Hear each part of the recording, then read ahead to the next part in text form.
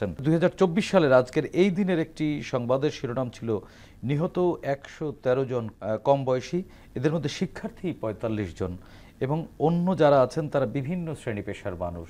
এটি দৈনিক প্রথম আলোর খবর ছিল। মোশাররফ ভাই, 2024 সালের আজকের এই দিনের যে সারা দেশের পরিস্থিতি উত্তাল, শুনশান নীরবতা, রক্ত, লাশ এবং মানুষের মধ্যে উত্তেজনা, ভয়ও ছিল।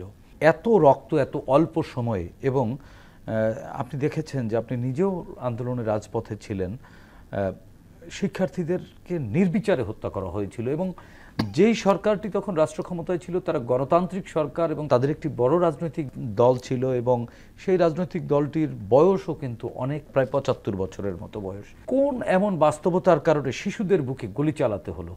শিশুরা কি খুব বেশি দাবি করেছিল?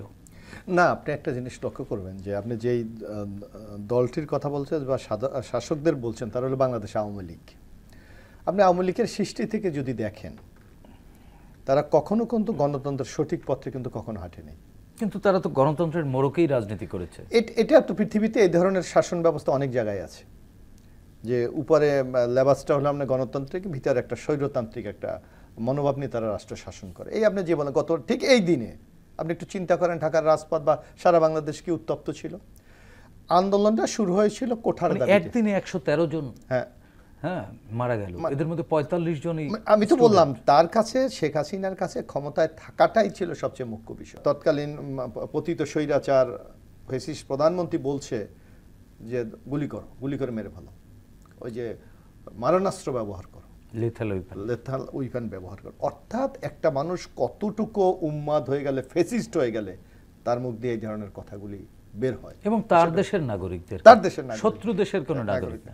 যার কারণে দেখবেন আন্দোলনটা এমন একটা জায়গায় গিয়ে দাঁড়িয়েছে, যেমন আপনার উপস্থাপনায় বলেছেন স্বৈরাচারদের নাম বলছেন না, এই যে ইটালিতে মুসোলিনি জনগণের ভোটে কিন্তু নির্বাচিত হয়েছিলেন, আপনার হিটলার জনগণের ভোটে নির্বাচিত, জনপ্রিয় ছিল, কিন্তু তারা কিন্তু নিজের দেশে কিন্তু গুলি চালাননি, নিজের দেশের মানুষ বলছে কিছুটা তো আসলে শরীর তো ধীরে ধীরে তার রূপ পরিগ্রহণ করে, চেঞ্জ হয় তাদের মধ্যে। তা আপনি দেখবেন শেখ হাসিনা যেই দৈত্যের মতো যে কাজগুলি করেছে, যার পরিণাম কিন্তু আজকে ওনাকে ভোগ করতে হয়েছে। এবং শেখ হাসিনার দুঃশাসনটি চালিয়েছে কিন্তু তার নিজ জনগণের উপর, এবং এটা আপনি রাইট বলছেন। শুধু আপনি কি কোনোদিন শুনেছেন যে একজন বাচ্চা তার মায়ের কোলে জালনা বসে দেখছে কি আইসা সে গুলিবিদ্ধ হবে, খলি উড়ে যাবে? অথবা আমার কাছে এখনো অবাক লাগে যে একটা মহিলাকে পুলিশে ধরে নিয়ে যাচ্ছে, সে ওই যে প্রিজন ভ্যান থেকে বলছে যে আমার একমাত্র বোনকে আমি তালা দিয়ে এসেছি, ওর কেউ বাসায় নাই। এই যে হৃদয় বিদারকতা। অথবা আমি আরেকটা জিনিস আমার কাছে অবাক লেগেছে, মানে এটা কিভাবে একটা মায়ের পক্ষে সম্ভব। আপনার মনে আছে যে তার এক সন্তানকে কোলে নিয়ে যাচ্ছে, মা পিছন দিয়ে থাপ্পড় দিয়ে বলছে যা বাবা যা। অর্থাৎ একটা স্বৈরাচার, একটা ফেসিস্ট যে কত মানে নিষ্ঠুর হতে পারে তার জ্বলন্ত প্রমাণগুলি এইগুলি। এই যে আপনি একটা দেখেন আবু সাইদের একটা ঘটনা, একটা ছেলে নিরস্ত্র প্রতিবাদ করছে, একটা বাঁশের কঞ্চি হাতে।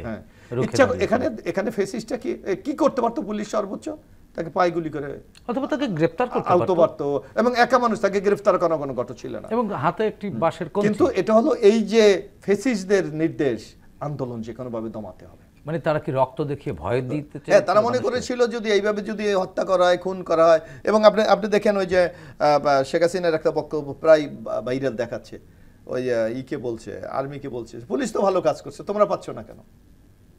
অর্থাৎ এই যে হত্যাকে উনি উৎসাহিত করেছে, রাষ্ট্রীয় একজন প্রধানমন্ত্রী সেইটাকে উনি রেকটিফাই করেছে যে হত্যাকাণ্ড বৈধ, এটা আইনসিদ্ধ।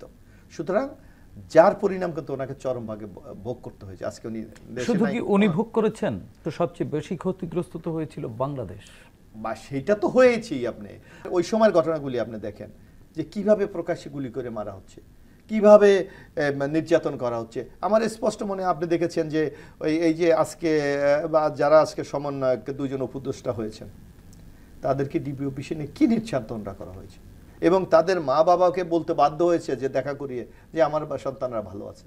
অর্থাৎ নির্যাতনের যত ধরনের ক্রাইটেরিয়া আছে সবকিছু শেখ হাসিনা ব্যবহার করেছে, কিন্তু তারপরও সেই গণবিস্ফোরণে কিন্তু উনি নিজেকে রক্ষা করতে পারেন নাই, পালিয়ে যেতে বাধ্য হয়েছে। আজকে দেখেন আওয়ামী লীগের সব লোক তো খারাপ না, কিছু তো হয়তো বিবেকবান লোকও ছিল, আজকে কিন্তু তারাও বিপদে পড়তেছে। শেখ হাসিনার কারণে। অর্থাৎ একটা দেশের নেতৃত্ব যদি ভুল পথে যায় তার পরিণাম কি হয় তার একেবারে প্রকৃত উদাহরণ হলো শেখ হাসিনা।